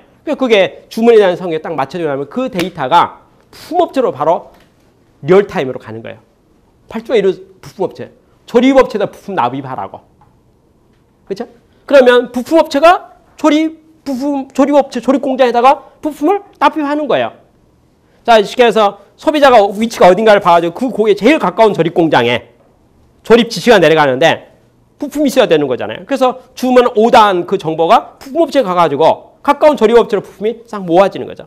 모아지면 조립업체도 정보를 받았어요. 그렇죠? 정보를 받았으니까 딱 오니까 부품이 도착되면 부품을 원 키트 가져다가 한 대분 조립해가지고 딱 포장해놓고 딱 내놓으면 약속된 시간에 택배업체가 와가지고 공장에서 물건 딱 받아다가 어떻게 합니까? 납품을 해주는 거예요. 여러분 델 컴퓨터가 한 게 뭐가 있어요? 제조에 대해서. 자 보세요. 홈페이지 만들어놨는데 고객이 접촉해가지고 고객이 주문했고 컴퓨터가 작업 지시를 했고 부품업체에서 물건 만들어가지고 조립공장에 물건 보냈고 조립공장에서 물건 만들어가지고 택배업체에 넘겼고 택배업체 담당자가 그 물건을 받아가지고 뭡니까? 배달해주는 그 모든 일에 있어서 델 컴퓨터 직원이 한 일이 뭐가 있냐는 거예요. 그러니까 비즈니스 오너, 그쵸? 그렇잖아요. 그러면 그렇게 글로벌하게 오퍼레이트하는 델 컴퓨터 가치가 기업 가치가 얼마냐는 거예요. 쉽게 말해서 머리는 있고 기획을 했고 비즈니스 오너십을 가지고 있는데 실제 일은 다 분담해가지고 남이 다 시켰어요. 자기는 공장도 하나도 없어요. 그렇죠? 우리가 사업하려면 뭐가 있어야 됩니까? 자본이 있어야 된다 하잖아요. 내가 사업을 하면 사람도 있어요. 직원도 있어야 된다 하잖아요. 근데 델 컴퓨터의 비즈니스 모델에 있어서 자본이 왜 필요하고 물론 필요하겠네요. 컴퓨터 서버가 있어야 될 거니까 예를 든다면. 그 다음에 직원도 필요하겠네요. 홈페이지 만들어야 되니까 그 기능을 구현해야 되니까. 초기 투자는 있지만은 운영상에 있어서 우리가 일반적인 기업에서 말하고 있는 뭐 생산 공장에 대한 개념이랄지 그런 모든 것들이 100% 기능을 위해서 100% 아웃소싱 되고 있는 현재 비즈니스에 있어서 기업 가치는 어떻게 됩니까? 할 때 승수라는 말이 아이디어를 생각할 기획을 크게 하면 크게 할수록 데일 컴퓨터 미국 내에서만 사업한다면 기업 가치가 100이라고 한다면 글로벌하게 한국에서도 접속되고 일본에서도 접속되고 세계적으로 접속되고 오픈해버리는 순간 뭐가 되겠습니까? 기업 가치가 회사가 더 커지겠네. 뻥 되겠네. 뻥 몇 배로 커질까요? 10배, 100배로 커지겠네요. 어느 한국에 사업하시는 분을 만났는데 그분은 이렇게 제조업에 들어가는 액선 촬영기라는 게 있어요. 액선 이렇게 쉽게 해서 비파괴 검사라고 해가지고 물건을 이렇게 만들었는데 그 안에 기포가 있잖아요. 물건 속에 기포가 있으면 이게 겉으로 보이지를 않아요. 안에 이렇게. 그러니까 그것을 이제 우리 사람 뭐 액선 검사하듯이 물건도 액선 투과를 딱 시켜버리면 그 안에 이렇게 기포나 이게 불량이 있는지를 딱 알 수 있는 그걸 이제 물건을 만들어 납품하는 사업을 하는 사장님이 계셨어요. 근데 그 사장님이 저를 만나서 한숨을 푹 쉬면서 하는 말이 기계를 너무 잘 만들어 놓고 나니까 내구성이 100년 간다는 거예요. 리피트 오다가 없다는 거예요. 보통 사람은 고객 관리를 하면 물건을 만들어 이렇게 팔면 이게 이제 그 다음도 이렇게 재구매고 있어야 되는데 공장을 딱 지으면 비파이 검사를 해야 되는 그 검사가 필요하잖아요. 그럼 주문이 온다는 그럼 주문해서 물건을 안 보면은 고장 날 리가 없는 물건이 그 공장과 같이 운명을 같이 하니까 그래서 자기로서는 이게 고객 관리에 재미가 없다는 거예요. 뭐냐면 이게 그 뭐 이게 물건을 뭐 리피트 뭐 사준 사람이 뭐 이랬으면 좋겠는데 한 번 만난 고객은 이제 내 죽을 때까지는 두 번 다시 오다 올 것 같지 않다 그 말이에요. 그래서 이분이 신규 사업을 검토하기 위해서 드디어 뭡니까? 이렇게 이제 이렇게 탐방하다가 어느 전시회를 간 거예요. 전시회 갔는데 그 전시가 의료기기 있잖아요. 이제 의료기기가 앞으로 뭐 헬스나 의료 쪽이 뭐 미래 산업이다. 이렇게 해가지고 이분도 뭐 아이디어가 없을까 싶어갖고 의료기기 전시하는 전시장을 가서 싹 들여다봤어요. 들여다봤더니 외국의 어느 공장에서 이제 뭐 기계를 하나 냈는데 그게 뭐냐면 치과 병원에 가면 그 파노라마 사진기라고 해서 촬영을 이렇게 쫙 하는데 그게 옛날에는 필름으로 찍는 거예요. 이렇게 쫙 이렇게 360도 쫙 하면은 이게 이 관계돼서 이렇게 쫙 사진이 착 나오는 건데 요새 디지털 기술이 좋아지니까 디지털 IT잖아요. 그러니까 그게 뭐냐면은 디지털 카메라로 딱 찍어가지고 화상으로 그 환자 체어로 이렇게 딱 전송되고 이 시스템을 만든 거예요. 근데 그걸 가만히 보니까 이제 그걸 가만히 이제 이분 이제 전시회 가고 보니까 한국은 IT 강국이라서 거기에서 자기는 액선 전문가거든요. 액선 기계잖아요. 그러니까 기계 찍는 거 필름에 담지 않고 디지털 화면으로 받는 거. 그건 IT 하는 사람한테 물어보면 그건 뭐 문제 없을 것 같아요. 그러니까 쉽게 해서 필름으로 지금 받고 있는 것을 지금도 자기 그 비파이 검사하면 필름으로 받고 있는 거예요. 근데 요새는 이제 기술 좋아하고 디지털로 받고 있기 하니까 자기가 본 게 그것은 하면 될 것 같고. 그래서 딱 보니까 전 세계의 모든 기회가 이제 그 회사가 소개를 뭐라 하냐면 지금까지는 이 필름을 찍는 게 아날로그 타입으로 사진기를 필름을 갖고 썼는데 이제는 디지털 시대가 돼가지고 디지털로 찍어가지고 디지털로 정보가 공유된다는 거예요. 그걸 가만히 이렇게 보니까 이건 한국사에 딱 좋은 아이템이 생긴 거예요. 그렇잖아요.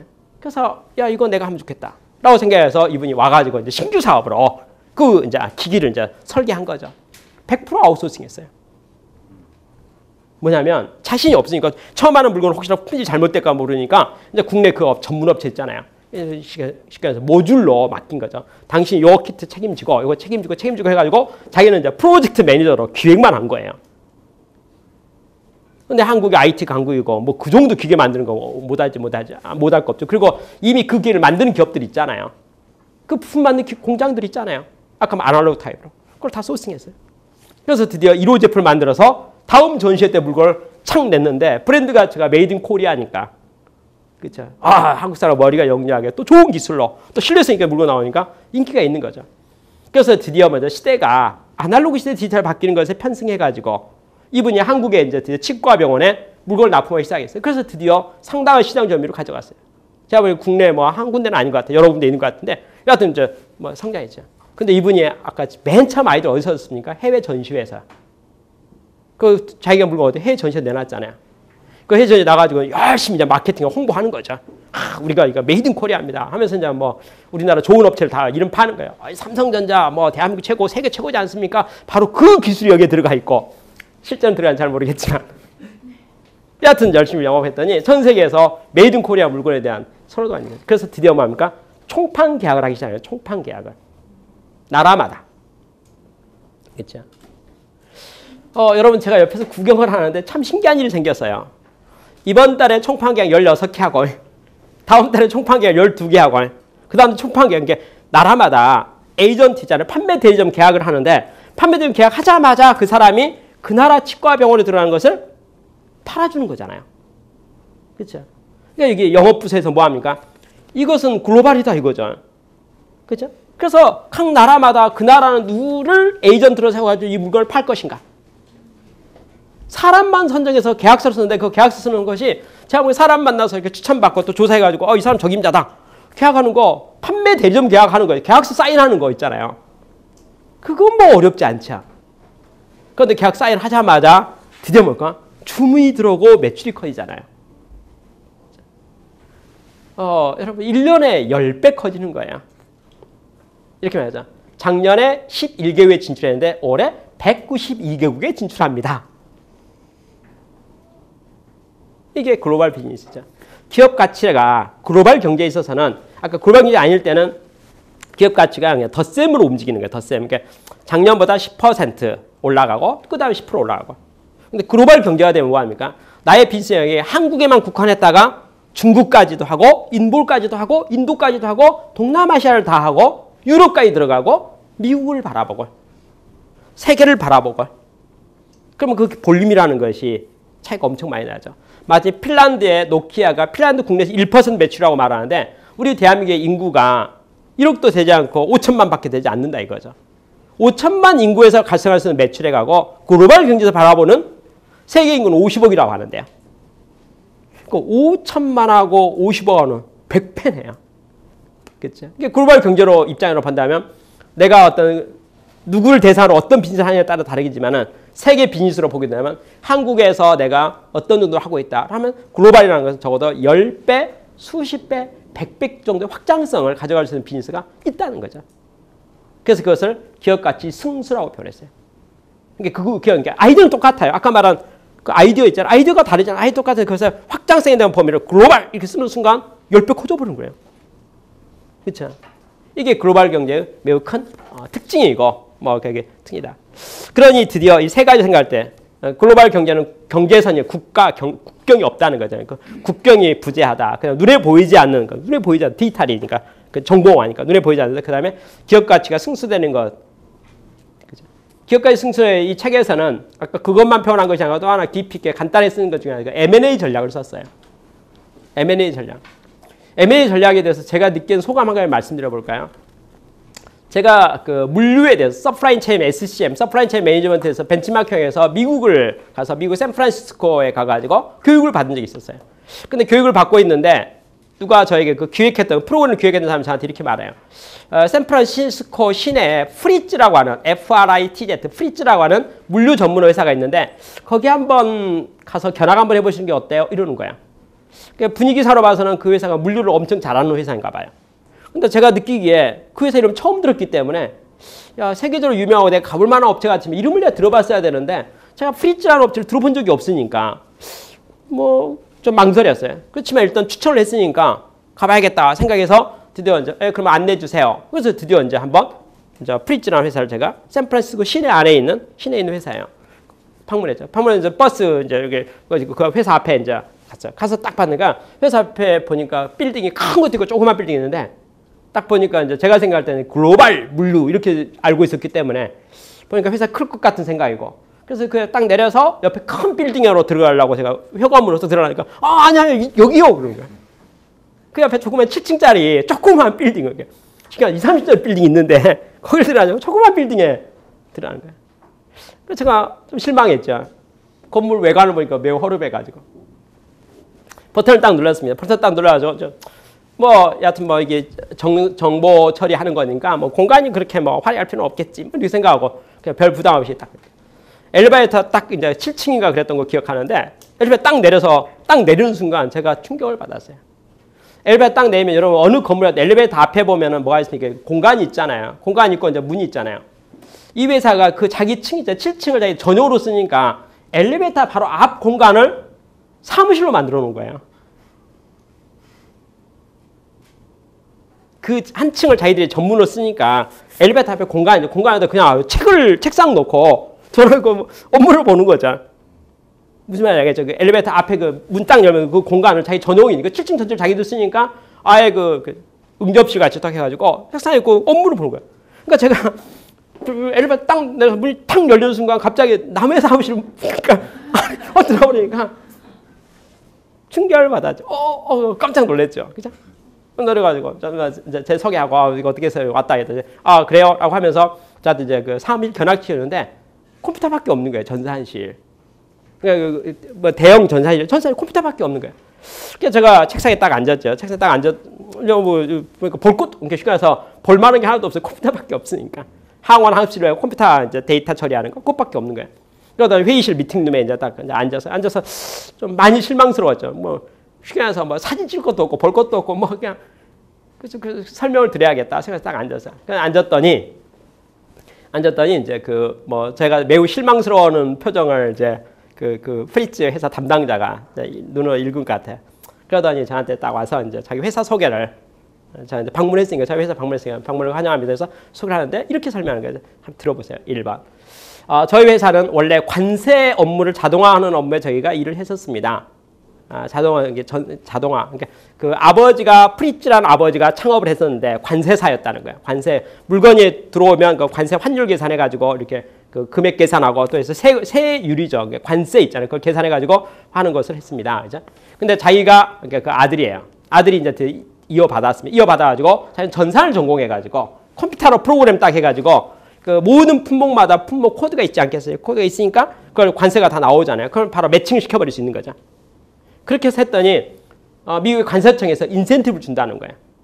쉽게 수작업으로 관세를 계산하면 오류가 있을 수가 있는데 컴퓨터에 컨테이너 물건이 딱 들어오는 순간 컨테이너 품목이 딱 나오고 그 품목을 전사의 품목바다에 코드 담배에 그 관세율이 쓰고 있으니까 바로 착 매칭하고 금액이 나오면 이건 오류가 없다는 거죠. 그래서 업무 전산화돼서 업무를 도와줬다 해서 인센티브를 받는다는 거예요. 그래서 그걸로 해서 저희 회사가 기반을 구축했습니다.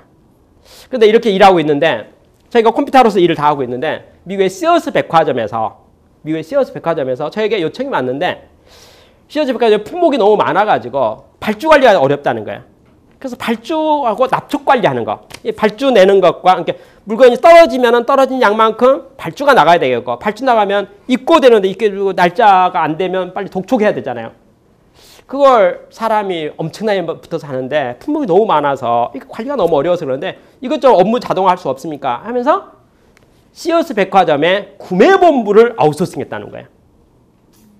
프리츠라는 회사가 구매 발주 업무를 받았다는 거예요. 그래서 자기 컴퓨터에서 시어스 백화점에 뭐 판매되는 그 포스해가 단말기 있지 않겠어요? 그거 딱 오면은 그 물건 팔리는 것에 맞춰갖고 컴퓨터에서 로직에 의거해서 딱 계산해가지고 해당 업체로 탁탁탁 발주 내고 컴퓨터가 발주 내는 거죠. 그럼 업체가 물건 납품하는데 물건 입고되는 거 딱 보고 입고 날짜에 안 맞으면 또 워닝도 보내고 그래갖고 이렇게 자동으로 업무를 시어스 백화점이라는 그 백화점의 수발주 업무를 다 자기들이 다 맡고 있다는 거예요. 컴퓨터가 물건을 만들어서 팔면 전국 배송을 해야 되는데 그 배송에 대한 전체를 완성품 창고에 있는 제곱에서 그거 자기들이 다 맡아서 하고 있다는 거예요. 미국의 제너럴 모터스라는 회사가 완성차를 조립하는 부품이 사와야 되는데 요즘 글로벌 소싱하다 보니까 중국에서 5,000개의 기업으로부터 부품이 만들어지고 오고 있다는 거예요. 그래서 제너럴 모터스의 생산관리, 생산계획에 탁 나오면 그걸 자기 컴퓨터가 딱 받아가지고 그 컴퓨터가 로직에서 쫙 풀어가지고 5,000개의 중국 공장에 데일리로 일일 생산 지시를 다 공장대로 보낸다는 거예요.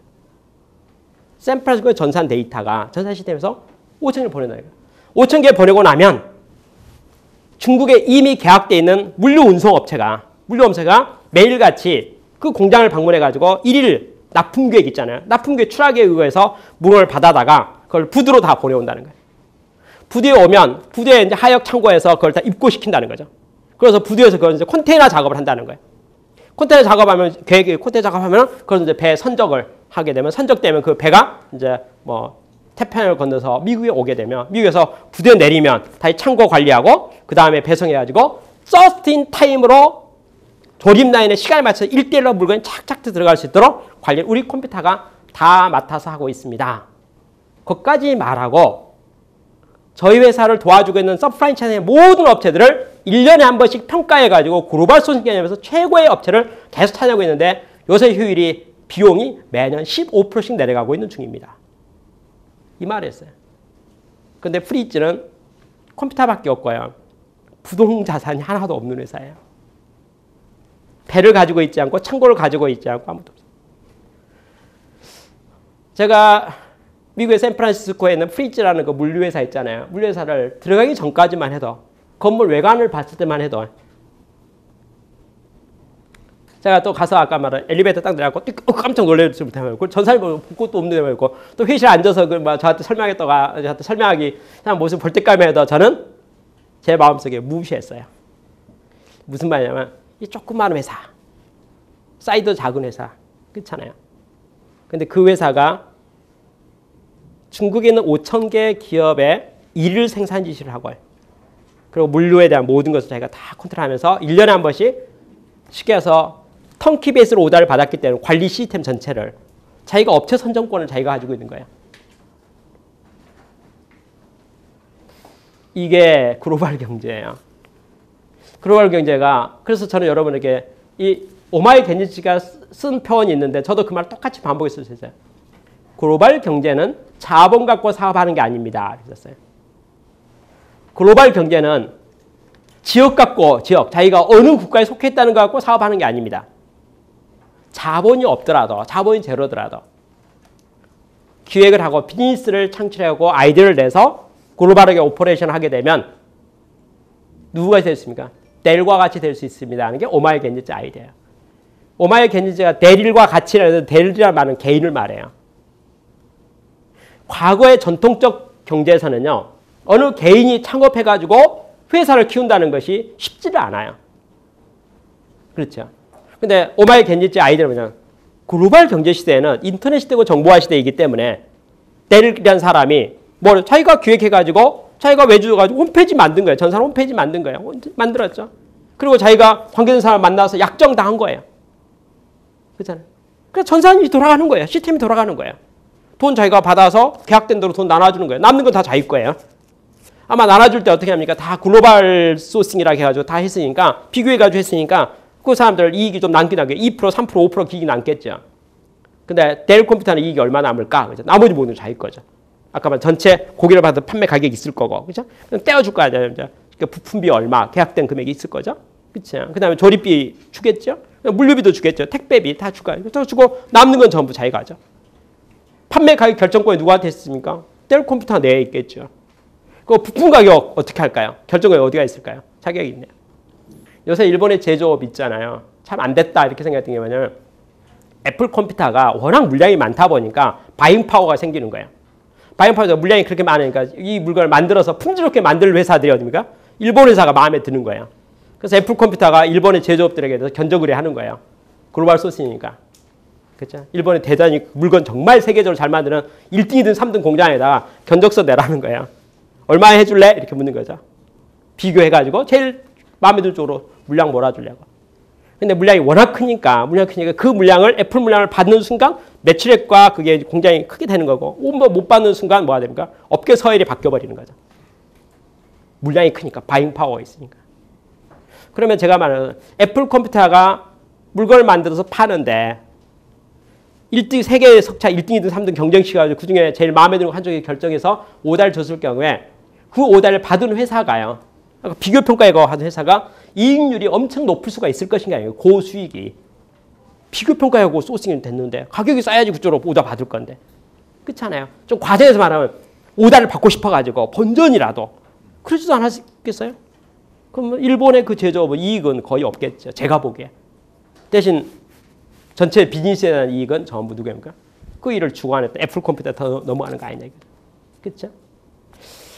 비즈니스에 있어서 우리가 좀 생각해야 될 것들이 이제 글로벌 경제의 모습은 아까 말한 기획을 누가 하는가? 그건 개인일 수도 있다는 거예요.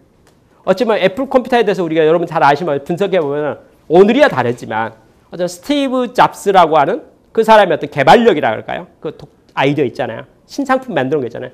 그게 어쩌면 오늘의 애플을 만들었다고도 생각할 수 있겠죠. 그게 주도력이. 물론 개발팀도 있고 다 학교를 했지만은 우리가 상징적으로 봤을 때 그런 생각이 들잖아요. 그렇죠? 그럼 글로벌 경제는 개인이 중요하다는 거예요. 글로벌 경제는 그런 안목을 가진 사람이 매우 중요하다는 거죠. 그렇죠? 그런 면에 대한 것을 우리가 생각할 수 있습니다. 여하튼 글로벌 경제에 있어서는 이렇게 말하네요.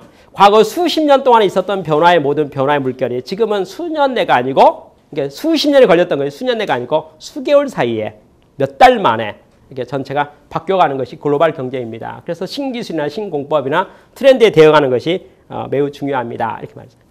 근데 이 책이 아주 특별한 도전을 했어요. 저는 제가 경제학자가 아니니까 그 말에 대해서 제가 평가를 하지 못하겠는데 이렇게 말합니다. 경제학이라는 분야가 있고 경제학 이론이 있는데 경제학이 있잖아요. 이론이 있는데 그 모든 경제학이 논리력이 있다는 거예요. 인풋과 아웃풋에 대해서. 그러니까 이것이 인과관계를 규명하는 거예요. 이게 이렇게 되면 이렇게 되고 이렇게 된다. 예를 든다면 이자율이 올라가면 어떻게 된다. 그렇죠? 그러니까 이자율이 올라가면 어떻게 된다랄지 환율이 오르면 어떻게 된다. 환율이 내리면 어떻게 된다. 예를 들어서 이런 것들에 대한 것이 경제학에서 다루는 내용들이라는 거예요. 근데 이게 글로벌 경제가 돼버리니까 예를 들어서 미국의 이자율이 올라가면 뭐가 좋아지고 뭐가 안 좋아진다 이런 걸 써야 되잖아요. 예를 들어서. 근데 이게 글로벌이 되니까 다른 나라로 가버릴 수가 있는 거죠. 쉽게 해서 밑 빠진 독같이 빠져나갈 수가 있는 거예요. 그러니까 옛날에는 경제학이 이렇게 글로벌 경제하기 전에는 계산이 맞았다는 거예요. 1 플러스 1이 되면 2가 되거나 인풋이 만큼 줬으니까 이렇게 치고 나갈 것이 풍선같이 이쪽을 누르면 이게 이제 오르게 되는 거죠. 예를 들어서. 그게 이제 논리적으로 과학적으로 인과관계가 딱 성립됐는데 지금은 글로벌이 되고 나니까 새버리는 구역이 있으니까요. 아니면 쉽게 말해서 자본 자유화. 미국에 있는 자본이 어디로 가버리고 어디로 가버리니까. 빌 클린턴이 미 행정부 대통령을 할 때 이자율이 10%까지 올라갔다는 거예요. 이자율이 매우 높았다는 거예요. 이자율이 높은 것이 경제학적 관점에 와서는 그렇게 바람직하지 않다는 거예요. 이자율이 높으면 여러 가지 이제 뭐 돈이 묶여버리기도 하고 여러 가지 뭐 부작용이 있다는 거죠. 이자율이 낮아야 된다. 뭐 이게 이자율이 높은 게 좋지 않다고 했는데 이자율이 높았더니 어떤 일이 생겼냐. 전 세계의 자본이 미국 이자율이 높으니까 미국으로 다 몰려버린 거예요. 미국으로 몰린다는 걸 거꾸로 말해서 뭐가 되죠? 미국에 투자가 많이 이루어진 거예요. 전 세계 돈이 미국으로 싹 이자율대로 막 오니까 미국에 돈이 넘치니까 사업 활성화돼가지고 주가 같은 거 있잖아요. 올라가서 임기 내 주가가 4배가 올라갔다는 400%가 올라갔다는 거예요. 모든 대부분 주가들이. 그래서 미국 사람이 다 부자가 돼버렸다는 거예요. 그래서 그가 스캔들이 있음에도 불구하고 미국 모든 사람들이 부자가 되는 바람에 아주 호의적인 마음을 가지고 빌 클린턴을 바라봤다. 라고 오마이 겐니츠는 그걸 이야기했어요. 근데 이게 경제학적으로 맞냐 이 말이에요. 쉽게 말해서 이자율이 그렇게 올라가면 안 좋아져야 되는데 도리어 최고의 성과를 내버렸으니 그렇죠? 도리어 그 다음에 부시 행정부에서 이건 지나치게 올라갔으니까 낮췄다 이거예요. 이건 비정상적이야. 낮췄더니 어떻게 되고 말았느냐. 경기가 수축되고 말았다는 거예요. 그러니까 도리어 경제가 더 침체 들어가 버렸다는 거예요. 그러면 이게 경제학 이론이 맞냐는 거죠. 그래서 글로벌 경제는 뭐합니까? 글로벌 경제는 경제학의 이론을 타파시키고 마는 것 같다. 그러니까 과거는 경제학이 맞았지만 경제학이 아까 지역 경제에 있어서는 맞았지만 이제는 글로벌 경제로 가버리니까 이 경제학의 이론들이 이제 안 맞는 것 같다. 거죠. 글로벌 경제는 과학적인 게 고전적인 경제학 이론이 통하지 않는 시대가 바로 글로벌 경제가 되는 것 같다. 이렇게 말합니다. 그래서 이제는 민족주의를 벗어나야 될 것 같고 이제 경제에 있어서는 글로벌 경제에 있어서는 이제 지역화가 맞는 것 같다. 지역구가 하는 게 에어리어 이제 컨디션 에어리어, 그러니까 규슈 에어리어, 동경 에어리어, 무슨 뭐 상해 에어리어, 그죠? 무슨 홍콩 심천 에어리어, 에어리어죠. 유럽 에어리어, 미국 에어리어, 그죠? 이게 경제권들, 경제권 지역으로 해가지고 경제가 이루어지는 것이 바로 글로벌 비즈니스다라고 볼 수 있다라고 말합니다. 현재는 맨 마지막에 한 3가지 정도의 첨언을 해놨어요. 첨언. 그러니까 지금까지 말한 글로벌 경제의 특징이 무엇입니까? 3가지 큰 틀이 있고 그걸 우리가 이해하고 그것을 해야 됩니다. 매우 고무적인 단어는 이런 말이네요. 우리 많은 사람들이 사업과 비즈니스를 연구할 때 내가 돈이 없는데 그렇죠? 이렇게 말하지만 사실 글로벌 경제에 있어서는 델과 마찬가지로 우리 모두가 뭐 할 수 있습니까? 다 뜻만 있고 실력만 있고 신기술과 신공법이 있으면 글로벌하게 오퍼레이션에서 누구라도 자본 없이 큰 사업과 글로벌 사업과 그것을 다 할 수가 있는 시대가 바로 글로벌 경제니까 우리가 좀 그걸 잘 보면 좋겠습니다. 라고 말하면서 한 3가지 정도 첨언을 했는데 첫 번째가 앞으로 정부는 작아져야 될 것 같습니다. 이렇게 작아져야 될 것 같습니다. 그러니까 정부의 기능이 이제는 옛날에는 정부가 모든 걸 통제했는데 통제가 되지 않는 시대인 것 같습니다. 글로벌 경제를 어떻게 통제합니까? 그렇죠? 대신 이제 그 권력은 사라지고 작은 정부가 될 것 같고 도리어 아까 개인에게 고난이 많아져가고 책임이 많아지는 것이 글로벌 경제입니다. 이렇게 말했습니다. 두 번째, 미래는 그럼 어떻게 될 것 같습니까? 결국은 기술의 시대인 것 같습니다. 그리고 개인의 리더십이 중요한 시대인 것 같고 모든 기업들이 글로벌 경제에 부응하기 위해서 플렉시빌리티를 가져가는 게 좋을 것 같습니다. 소싱에 대한 걸 모든 것에 대해서 융통성 있게 가져가는 게 좋을 것 같습니다. 그렇죠? 그리고 이제는 지역주의, 세계화의 모습이 이제 경제 공동체가 이렇게 만들어져야 될 것 같습니다. 그래서 한국은 지리적으로 북한과만 너무 멸도하지 마시고 동쪽을 바라보면 미국이 보이고 남쪽을 바라보면 남동쪽을 바라보면 일본이 보이고 서쪽을 바라보면 중국이 보이니 지정학적 여건이 한국은 미국과의 빈스를 어떻게 할 것인가, 일본과의 빈스를 어떻게 할 것인가, 또 이렇게 중국의 빈스를 어떻게 할 것인가, 오픈 마인드를 가지고 바라보는 것이 한국의 미래에 있어서 바람직할 것 같습니다. 그게 바로 한국이 지향할 수 있는 세계화의 이론입니다. 라고 오마이 겐지 썼습니다. 오마이 겐지는 표현이 이렇게 됐네요. 자기 조국 일본은 슬프지만 옆에 있는 한국과 중국은 부럽다. 그렇죠? 그리고 결과적으로 글로벌 경제는 이미 1985년 시작이 되었다. 그리고 2025년까지 이것은 성숙기로 후기 산업사회로 넘어갈 것이 확실하니 글로벌 경제 모두가 편성해야 되겠습니다. 이야기를 썼습니다. 전략의 이야기고 트렌드 이야기고 방향의 이야기이기 때문에 글로벌 경제에 대한 오마이 겐지치의 식견은 이 책에 쓴 날짜가요. 벌써 세월이 좀 지났거든요.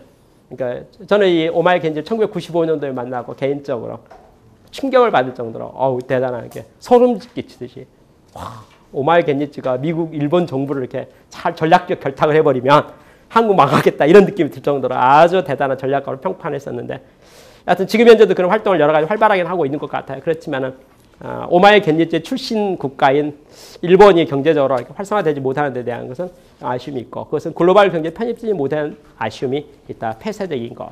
우리는 보다 더 개방적인 오픈 마인드로서 미래를 봤으면 좋겠다는 것을 이야기했습니다. 이상으로 오마이 겐지치의 어떤 글로벌 스테이지, 그러니까 넥스트 스테이지는 어떻게 될 것인가에 대한 강의를 마치도록 하겠습니다. 감사합니다.